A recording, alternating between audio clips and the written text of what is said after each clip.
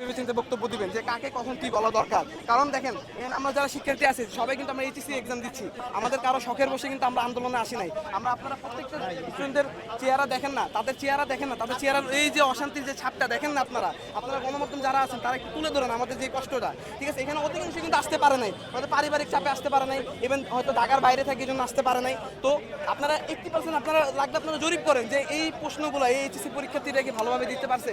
আমরা গত 10 বছরের ক্যারিয়ারে কিন্তু আমরা বাংলাদেশের এক্সাম মিনিস্ট্রি কিন্তু আমরা দেখিনি যে শনিবার দিন এক্সাম হইতেছে, কিন্তু আমাদেরকে যে শনিবার দিন পর্যন্ত এক্সাম দেওয়া হইতেছে। আমরা শনিবার দিনের কথা আপনি বাদ দেন না, গতকাল যে আমরা এক্সামটা দিছি এটাকে এক্সাম দেওয়ার মধ্যে কোনো পরিস্থিতির মধ্যে পড়ে? আপনি একটা সাধারণ মানুষকে জিজ্ঞেস করেন, আমি যে রিক্সা দিয়ে আসছি রিক্সাওয়ালা মামা বলতেছে মামা আজকেও এক্সাম দিছে, আর আমি ওনারে কি উত্তর দেবো?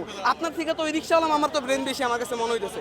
অতএব আমি মনে করি এইসব যে অযৌক্তিক কথাবার্তা, এই অযৌক্তিক রুটিন এগুলো আপনারা বাতিল করবেন।